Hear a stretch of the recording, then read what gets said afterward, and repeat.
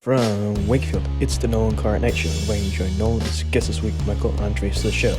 And now, ladies and gentlemen, here's Nolan. And welcome back, ladies and gentlemen, to another edition of the show. And I hope you've all been enjoying the episodes that have been out there. And this is another very big deal for myself. If you know me, you know the love I have for music, but specifically the Beach Boys music, and an album that deserves to have all the accolades that has gotten over the last handful of years, being Pacific Ocean Blue.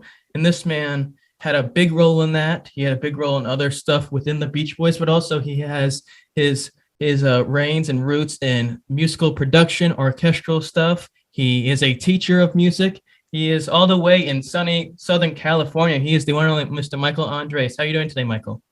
I'm doing great, Nolan. Thanks for having me. Well, of course, as we said before we got going, to be able to talk about some of the stuff and to be able to pick your mind of some of the stuff that you were involved with over the last bunch of years is a big treat for me. I want to ask you this: besides you're instructing at students in music and composition, that sort of stuff for movies and television, how's life been for you recently during all these wild times?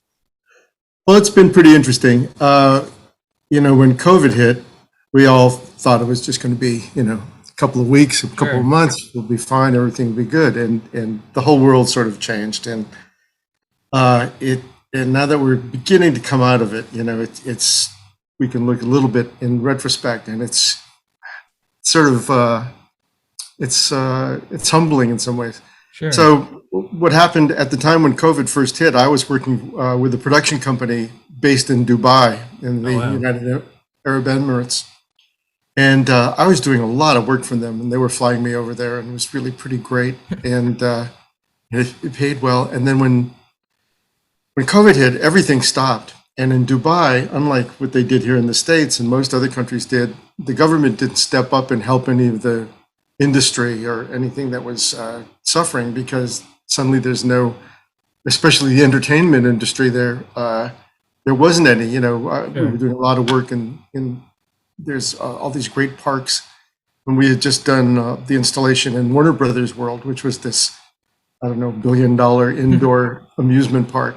And we had done all the live entertainment for it. And everything just stopped. And the company I was working for just went belly up. It was a big company. They had a big overhead. And so all that work stopped, and pretty much everything else stopped. And so it just became the first part of the pandemic was spent, I can finally get my life in order. Sure. I have tons of files and tons of samples and tons of everything, and I'm going to get them all in order, and all the music that I've done over the years, I'm going to get in order and know where it all is. And that worked really well for about 2 or 3 months. And then, other things sort of got in the way. And during that period, my daughter, who's a musical theater performer, and her husband, who also decided why be in New York when COVID first hit. They figured they'd come out and hang with the parents for a couple of weeks and enjoy sunny Southern California. Sure.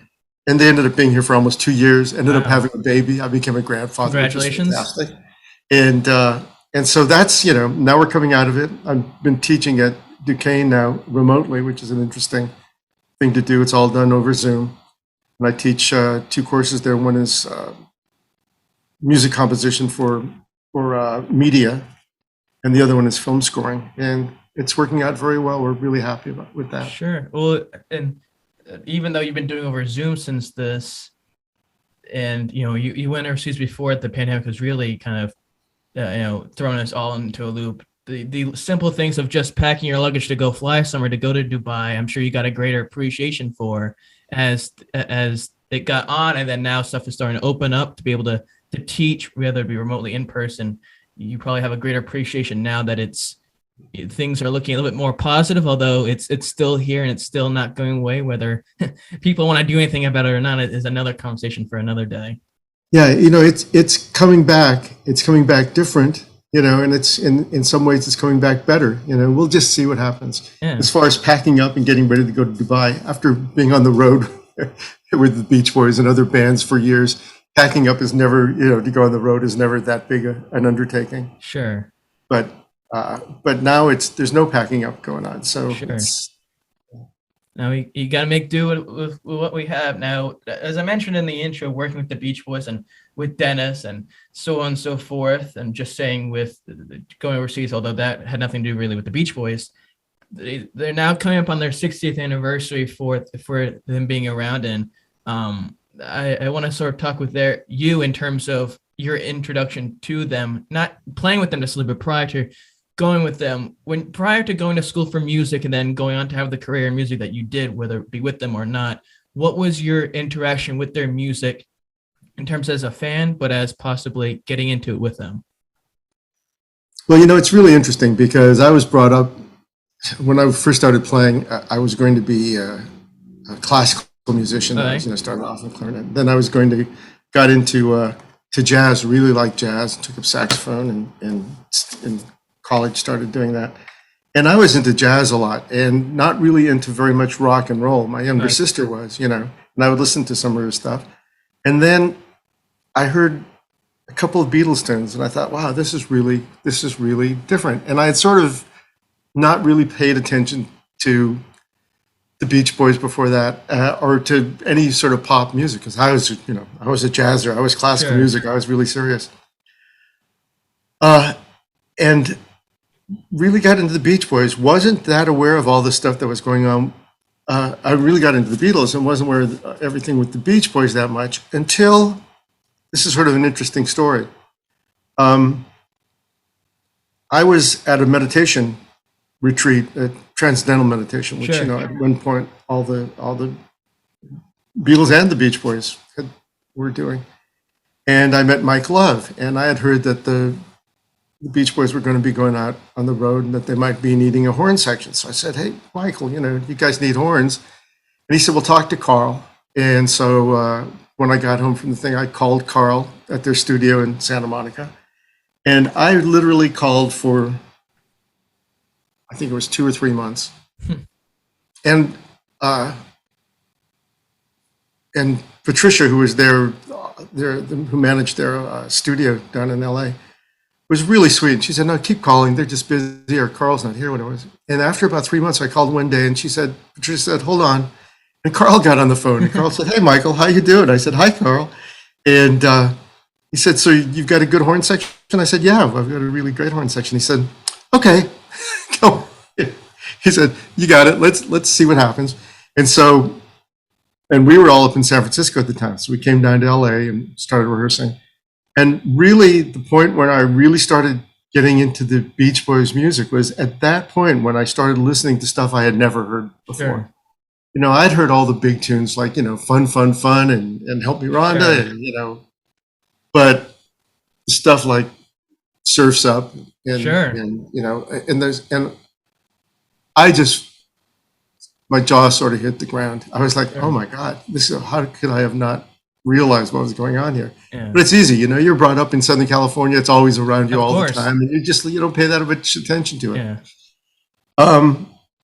And if you're on the East Coast and it's in the winter and you listen to the Beach Boys, you start dreaming about that and you go, yeah, that's really fantastic. And they really did capture it beautifully. And so I was sort of late to the banquet, and at that point, and then doing all the horn arrangements for this tour, and it was their 15 big ones. They just released 15 big ones, and it was their reunion. Brian was back, and they had been, I don't know if you know the story, and I don't want to go on too much about this, but they had been, they had lost a lot of their fan base over the years because they'd been around for 15 years, bands get old and everything, and they were playing some smaller gigs.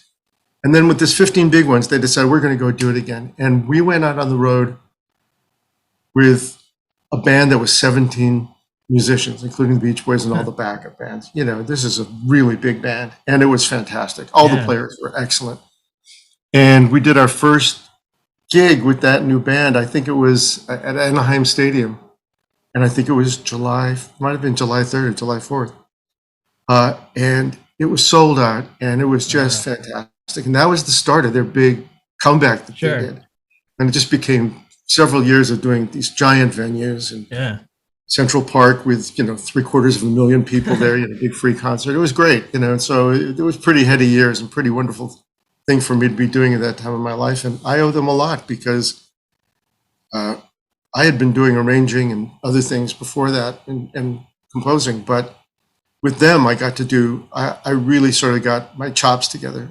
It's like it became pretty easy for me. There would be times we'd say, "Oh, we're going to do this song when we get to this next city," and I'd have a recording of the song, and I could sit there and just write the horn parts. Wow. It just like became really. I was writing a lot, and it became easy, and it was fantastic. So I owe them a lot. You mentioned it with Surfs Up and that sort of that sort of music where it was a different change from the early 60s stuff where it's sun, sun, sun and fun and all that stuff. And they take that giant twist Pet Sounds and Surfs Up and that music onwards kind of besides 15 Big Ones and maybe a few other ones still had that old stuff. Being from where you came from, orchestral stuff, and all that stuff. And I played the saxophone for a quick second in middle school, but nothing to the extent of what you've been able to do. And I quit very early on, unfortunately. But with the path that you took with music, did that give you greater appreciation for being with them, with the music that they were ended up doing later on? Oh yeah, definitely. When especially with Surfs Up and with that whole group of Pet Sounds and everything, when I started hearing to what was being done and where it was going, and it was, this is something about the boys and about their just innate ability. Sure. It was. This goes back to Dennis.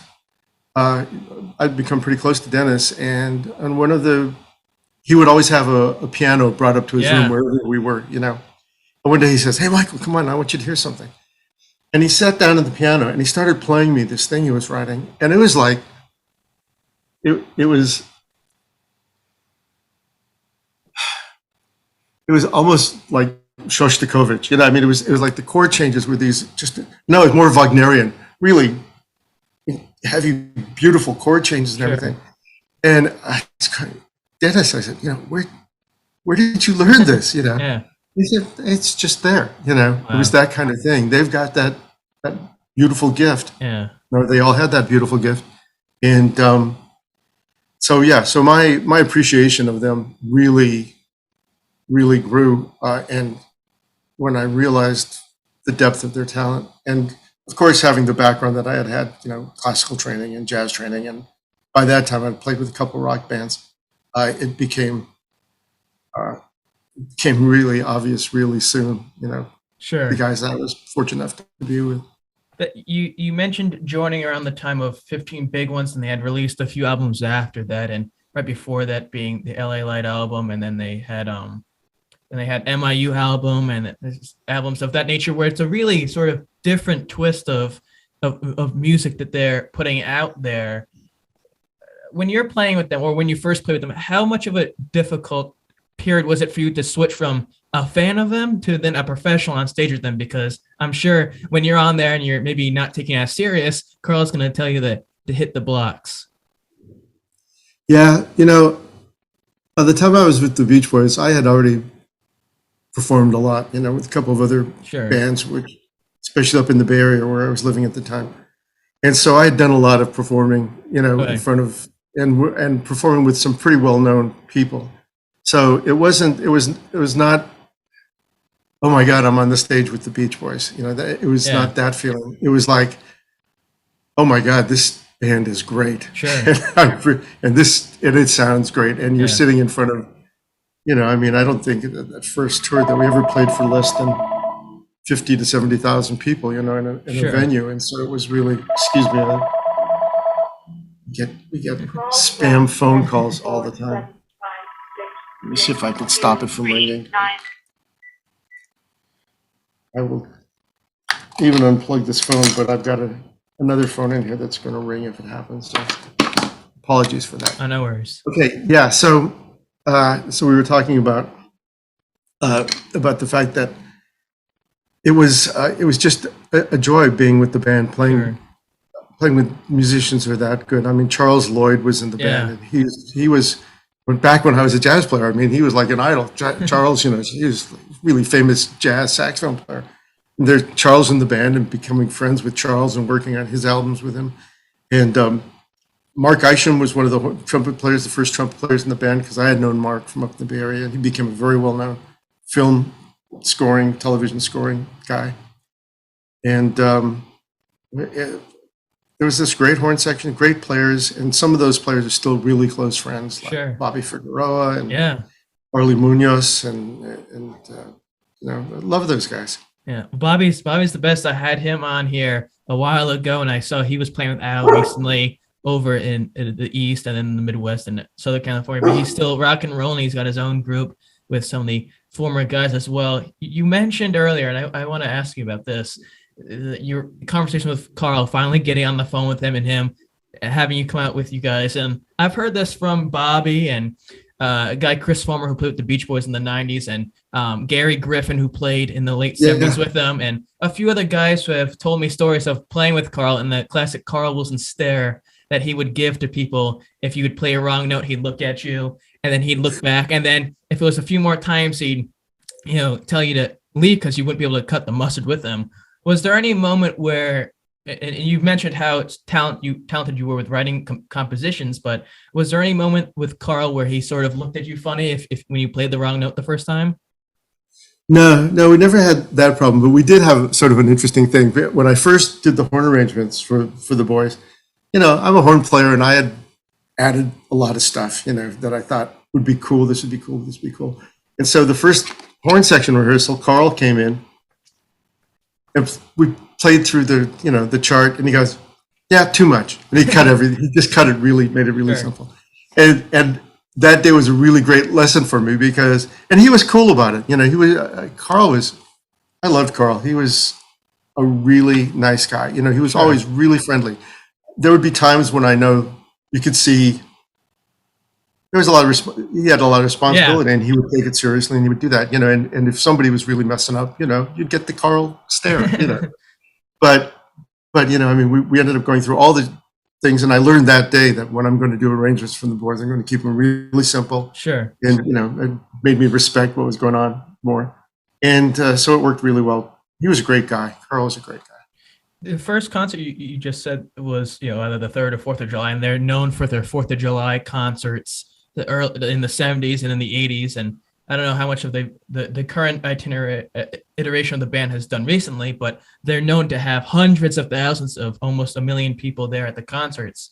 When you're joining the band for the first time, and I asked you about turning from a fan to professional, how do you ignore that the number of people there instead just worrying about playing the music correctly? Well, I'll use that first concert as an example. As a professional musician, you're there to do the gig, Sure. And so it's really important. You want it to sound good. You want everybody to be, and so your attention, a lot of your attention is on that. Once everything's moving along and you can see that everybody's playing and you sort of get into a groove, everybody, like, it's songs get counted off, you start playing, everything is sounding good, you can start enjoying the crowd. And with that particular concert, this is one of the things that I've had various people mention, people who were there at this concert who remember it happening.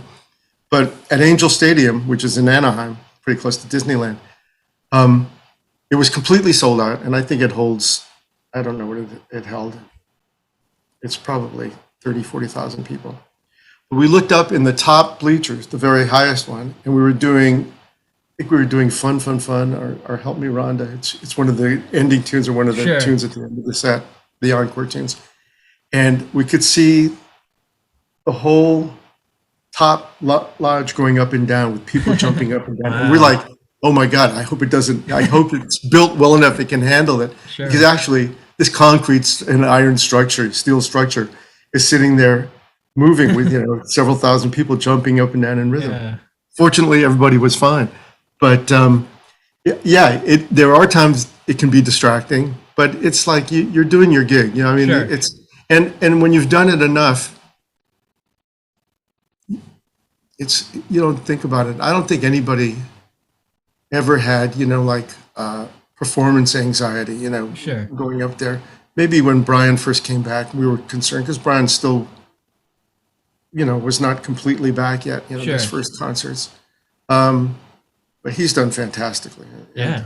he's another amazing human being. So, And now he's going out with Chicago this time. And I think, if my history and my mathematics skills is correct, and I'm no mathematician, I think this is the first time the group is going out, or he's going out to Chicago, because I know they went out in the 80s and he wasn't there. I want to ask you this also. You mentioned Dennis composing that, or putting together that song on the piano that he brought into his house, and how unbelievable that was. Around that time, the mid to late 70s, and he had tried to do some of it in the early 70s, but nothing formulated till they released the recent box set. But in the mid to late 70s, he's starting to put together his solo album, Pacific Ocean Blue, which would have been followed up with Bamboo before the '08 re-release. During that process, how aware were you of him putting together? Because I know you were on that record and you helped with that process. yeah. So I didn't know at that point when I first started doing an arrangement for him. I didn't know how long he had been at it. Sure. You know what I mean, or what process it was in. You know, where they were in the process. He played me a couple of the tunes, you know, the rough versions of the tunes, and you know, Pacific Ocean Blue is still one of my favorite tunes. Yeah. It's great, you know, it's so soulful. So I wasn't totally that. I knew that he was doing some recording, because all the boys were sort of like doing Sure. their own. You know, each of them. Carl had his own album or a single, and I think it was an album. And so it came time for them to start. They had done the basic tracks, and they wanted some horn arrangements and everything. So I started doing the horn arrangements. And I think maybe Gary did the string arrangements on it. I can't remember. But what happened was, after we finished the album, and I still have an original cassette, Wow. the first version of it, that was just, you know, it's just typed on, you know, the title of it. And we're talking to Dennis, and he says, yeah, well, we got to put together a band now, you know. And so I said, sure. And so he sort of put me in charge of putting together the band. And it was a bunch of the guys like Bobby and Sure. some of the horn players that were playing with the Beach Boys, and a couple of other musicians, Phil Chanel, and I'm trying to remember who else was. It was, I think Carly was playing. And so we started rehearsing for this tour. And so by that time, I'm going beyond the answer to your question. Sure. When was I first, when did I first know Dennis was doing this solo project? It really wasn't until, it wasn't fully realized until he started talking about the tunes and said he wanted me to listen to some of them. Well, there's a lot of songs I can tell that have horn aspects, or that section in the songs. There's one that speaks up to mind that I had briefly mentioned to you before we got going here, that Johnny Depp was covering with Jeff Beck, which is Time. And there's a part in the song where it gets really rock and roll, but you can hear the horns rocking and rolling in that. For you, and I talked to John Stebbins, this guy who's this musical historian for the Beach Boys and other rock music in general, and he sort of talked about how he would have liked to have seen that music that Dennis was creating be the next transition that the Beach Boys were taking. For you, hearing that music, were you hopeful that was what's going to happen with the Beach Boys, or were just what Dennis would be able to go on to do? Good question. At that point, the way songs would be added to the list would be that, I guess, each of them,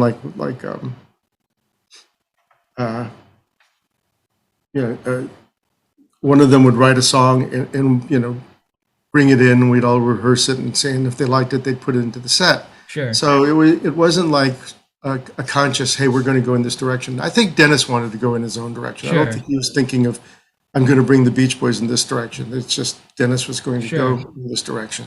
I would think if things had stayed together, if the band had, at that point, if Dennis had a lot of problems. Yeah.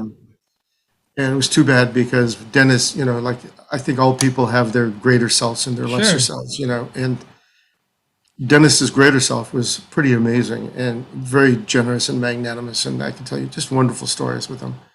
His lesser self, which was very self-destructive and very destructive of everything around him, and it was unfortunate. Sure. It's just he had that problem because it's like Brian. I mean, Brian had the problems that he had, Yeah, but that was a little different. bit different. Yeah, it was a lot different actually. So yeah. Well, and it's unfortunate because you see what Brian has been able to achieve the last, nearly 30 years, after Carl had died, and the tough situation as that is.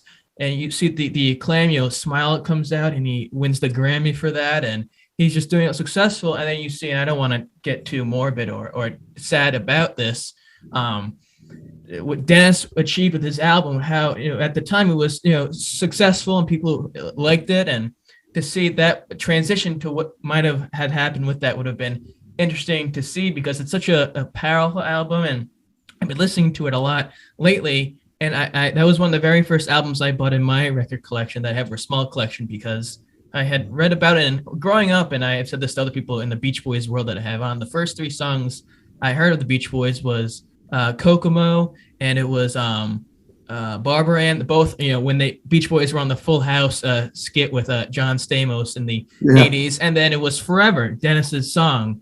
And at the time I heard it, I was, in elementary school, middle school when the reruns were on. So I didn't put any thought to it. And then as I got into college before I graduated, I really got into the music, some of the gem type of rough songs of the material. And then when I find Pacific Ocean Blue, it's like, my gosh, what this was able to be done, and then to see what happened to it in the early 2000s to really get more of that acclaim is a beautiful thing. So I'm sure in your situation, to be part of that for that brief moment that it was a special moment and gratifying for you. Yeah, it was. I don't know if you know the story about Dennis's tour that never happened, but I'm sorry, am I getting off? I'm really sorry. I had a distraction just come on my phone. Oh, no worries. And I lost track of where I was. I'm sorry. I'm sorry, Nolan. So, were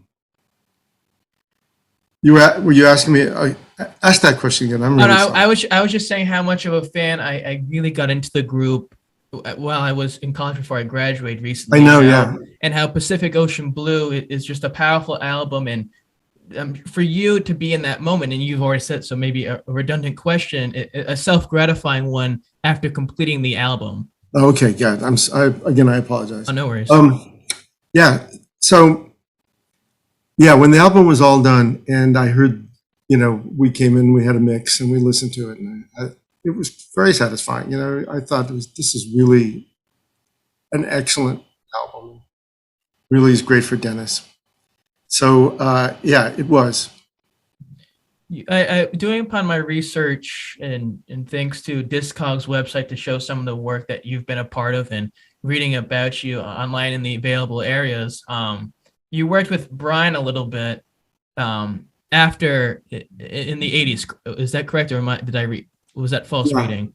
Yeah, it was in the 80s. Yeah, early 80s. You worked with was that for a solo project of his first solo album? No, actually, there were a couple of things that I worked with Brian on. After the way I worked with the horn section was with the Beach Boys for about 2 or 3 years. And then they started cutting back on the band. It was no longer 17 pieces. Sure. It was getting more back to the regular size band. And what they would do is when they would do a big venue, they would fly me out to the venue. I would put together a horn section, and they would do the big venues with the horn section. So I would during that whole period, I would also be working with them on their individual projects. So Brian was doing a lot of stuff with Andy, and we would do a bunch of sessions with those. On Brian's solo album, I don't think I did anything on that. I'm trying to remember. Oh yeah, maybe on. Oh, that's right. There was one session we did in Hollywood that I may be on. Sure. Yeah. Then that if you weren't there, I'll ask this: working on those solo projects with him at that time, what was that like? Because you had mentioned and people know who those who are fans know of how what type of player he was and his state in the '70s, the Brian's Back tour and all that stuff. But did you still see the genius in him that he had when you were working with him? Yeah, I'll tell you a great story. So one of these, I would just get a phone call and say, Brian's recording, either I would show up just to play some solo sax or something, or else bring a horn section. There was even one time where they called and said, Brian's recording in Santa Barbara, and you need to be up there like really fast. In LA, it could be like a 2-hour drive, Sure. And they said, oh no, we'll just have a plane waiting for you at Santa Monica. So we went and flew up to Santa Barbara and did the session with Brian. So yeah, there were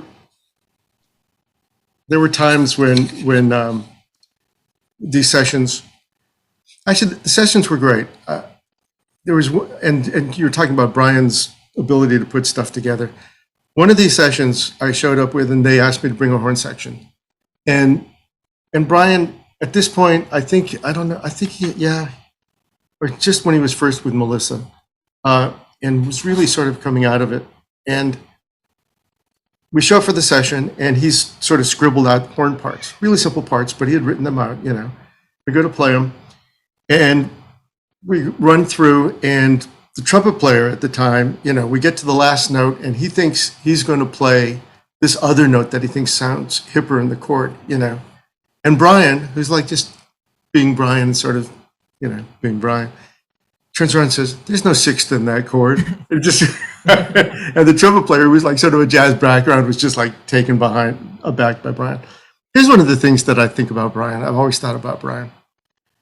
When things got too emotional for him, and Brian is a very feeling person, when it became too much, he would just shut down. Sure. And I think that's what a lot of it was. He would just turn it off because he couldn't deal with it. Sure. And when he felt comfortable, it would just, you would see but it was always there. Brian was, I'll tell you a story that is one of my favorite Brian Wilson stories, which I know you're not asking, but I'm going to tell it anyhow. No, go for it. So God Only Knows, probably one of the greatest songs ever written, and one day I was driving Brian home for something from one of Andy Paley's things, and he needed a ride home. So I'm driving him, and I said, Brian, I have to just ask this question, God Only Knows, how did that song, how long did it take you to write? Where did it come from? And he sits there and says, well, Michael, I wrote that song in 15 minutes. It came to me complete. Just like, he said, I just sat down and the words, everything was there. So, when you have that sort of connection to whatever manifest creativity is, it's just there, He's a weird guy. I don't want to say weird guy. He's an interesting man. When I've seen him twice, I'll be seeing him this summer in Massachusetts at the Xfinity Center with my father for the second time with him. And I've just shared with him, and he is taken away. I'm still taken away that he not just Carl being in the band as a freshman in high school, but his voice staying the same for the 30 plus years he was with them. But for Brian to write a song like Surfer Girl at 19 in his car with no musical instruments, paper, anything, whole song, and then to see in the new documentary about him, Long Promise Road, at his age, he'll be 80 next week, I believe, to still have all of this music completely formulated and completed in his head, and then to see him tell musicians, and the musicians don't know what he's talking about, and he just pretends to make the sound of an instrument out of his mouth, and they're like, oh, okay, and then it sounds unbelievable. Yeah, it's an amazing gift, when you're sitting around somebody like that. I've been fortunate enough to work with a couple of musicians who are gifted like that, and when you sit with them, you just go and you just have to appreciate, the depth of what they've got. And Brian's that way, it's what comes, instead of it coming out in words and facial gestures and everything with Brian, it comes out in his music, and he hears it. He does hear it. There's a couple of great documentaries where he's sitting there with Hal Blaine, or he'll be sitting there with one of the musicians and doing exactly what you said. He'll be saying, he heard it, and then it was just him trying to get the musician to understand it. Sure. And then once they do it, when you got a great drummer like Hal Blaine, it's just like, okay. Yeah. And it's that whole, I could go on and on with Brian, but yeah, he's always interesting to work with. Yeah. Now, you besides the Beach Boys, you've done other stuff as well. You mentioned the Warner Brothers and teaching, and then you also were on a little show. Some may know of it, Married with Children, working with that, and just maybe a few episodes, like 100 or so, whatever it said on IMDb. At the time with the Beach Boys, though, at that period, was it just the Beach Boys stuff, or were you working other stuff for other people or groups? Yeah, no, that was actually, at that point, it was just the Beach Boys. Mostly, I was doing some arranging for other people's albums and stuff, but it was 90% of it was, and a couple of small documentary projects. Sure. But mostly it was just Beach Boys. It's one thing to have musical talent like yours, or to play with the Beach Boys, but it's also another thing to have success outside the Beach Boys and on television and the other projects you dealt with. How much of a I don't want to say self-reassurance again, but a moment where you look back and you're proud of what you've done, because you accomplished a lot of stuff post Beach Boys as well. Yeah.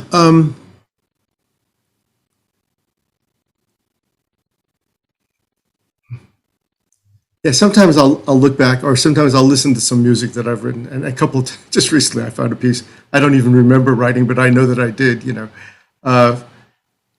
I've been really fortunate. I really have been fortunate in a lot of ways.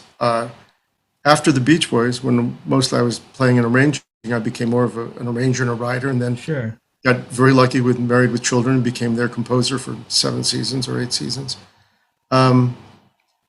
That was that's a whole different, different story. But looking back on it, I just feel I've been very fortunate. I don't think I'm really a whole lot more talented than a lot of people I know. I think, one of the things I heard people say, which was really great, it says success is is getting lucky and then being ready when luck comes. Sure. So it's like, it's when I finally get in touch with Carl, and get the Beach Boys again. Very lucky. I mean, I did pursue it and everything.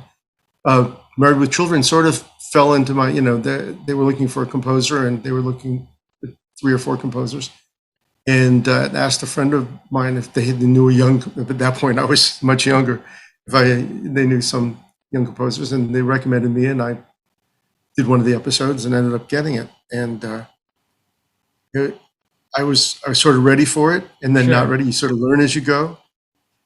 There's been a lot of times I've gone to things going, oh, am I going to be able to get through this? And then Sure. doing it, having done everything with the Beach Boys, set up everything afterwards. I mean, Sure. towards the end of the Beach Boys, there was a record company that was put together by Mike, Charles Lloyd, and Ron Altbach, Okay. his keyboard player. And they did a bunch of albums. One of the albums was, Ron was a very good classically trained keyboard player, and he toured with the Boys too. Yeah. And so we did an album of all Beach Boys songs featuring Ron on piano. It was orchestral. Yeah, it was no vocals, it was all orchestral. And so I had to write for a 65-piece orchestra and write a whole album for a 65-piece orchestra. And once you've done that, you just like go, oh, I can do that. Sure.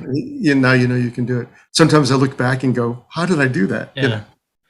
There's one story I wanted before I don't know how much more you want to go into, but one more thing about Dennis, since Sure. we're talking about Dennis. Yeah. There was supposed to be a tour, and we had rehearsed the band, and the band was fantastic, and it sounded great. And they had started talking about tour dates and everything. And Dennis decided he wouldn't go out on tour unless he could have a string section, because he thought strings were really important in the Pacific Ocean Blue album. And the record company came back to him and said, we can't afford a string section because it's expensive. Even if it's a small string section, 8 or 6, it's still, you want it to sound like a section, and can't do it. And I'm talking to Dennis, I'm saying, Dennis, we can hire strings in every city we go into. We just have a rehearsal and bring in the string section, Sure. No, he wanted to have his own string section. It became such a bone of contention, the whole tour fell apart. Wow. And that's why Dennis never toured. Wow. Now, there's part of me that thinks maybe it was too much responsibility. You know, he was understanding that this is all, when you're out with the Beach Boys, it's, you've got your family and you've got with you, and it's all your responsibility to get out there. Suddenly it was all on Dennis's shoulders. And that was a difficult time in his life. He was going through a lot. I think that's why the tour never happened. And if it had happened, one of two things would have happened. Dennis would have probably had a breakdown earlier than, you know, afterwards. Or he would have, the success would have maybe helped him get. Sure. That's all conjecture at this point. Sure, and it would have. It's a big what if, because you can see what Brian did, and as I mentioned, see the success he's had on his solo career, and say well, that might have happened with Dennis, but you know, you never know. On another note, and before we end today, I want to thank you again for taking the time to do this. I want to end on a little segment, a game I have called the One Word Challenge. So what in this segment is I'll throw out a few names, places, people, or things that have something to do with my guest, this week being Michael. He has to do his best to say a word or two that comes to mind when he hears it. So are you ready, Michael? One word? Yeah, one word or two, whatever comes to your mind. I am terrible at games like this. Okay, I'm not one of those really fast responders, but go ahead, let's go. First one, Los Angeles. Complex. Duquesne University. Really nice. That's 2 words. Charles Lloyd. Great. Dennis Wilson. Also complex. Television composition. A different world. 3. Music. Everything. And then last but never least, Michael Andreas. Still here. 2 words. Well, Michael, this has been fun. This has been a great time for me to listen and ask you questions and sort of get your viewpoint and how everything goes back then, because if no one can tell them they're blind and deaf, not to sound rude, but I wasn't alive back then. I'm only a young kid. So to hear that stuff from the great period of music and the Beach Boys was a true treat for me. I know. I remember when I was younger and I would listen to music from before I was born. Sure. And think, wow, it's so cool. But that was so long ago. Yeah. And now, and you know what? It was long ago. So having somebody as young as you are, you know, have this sort of interest in it is fantastic. It just reflects to what a heady time in music was. And then you've got the pictures through the Beatles behind you there. And, you know, it was a very special time. I mean, I feel very fortunate to have been around at that time. And I hope, you know, your generation, my daughter's generation, all get to find it. You know, I don't know if we're ever going to have another music generation that changes the world like the Beatles and the Beach Boys did. But there will be other things that change the world. And I'm looking forward to, hope I'm around to see that next revolution. Well, I'll tell you this before we end here. And for those who enjoy it, like, subscribe, share, comment, all that fun jazz stuff going on. Because years from now, when that new musical generation comes, you'll say, holy crap, that episode with Michael Andreas from the Beach Boys and many other acts and stuff was amazing. But I'll say this, not all the music I play in my car on my Spotify account, most of it, unless it's a great group like Brian or Beach Boys or someone else put something in the 90s, nothing's past 1985 or 1980 in my phone or played in my car. So the music has a close spot to my heart. I saw Sammy Hagar last night at the Xfinity Center. So older music is my type of jam. Again, thank you so much. If you enjoyed this, please check it out later on whenever this drops. And in the words of Johnny Carson, I bid you all a heartfelt good night till we see each other again for another episode. Take care.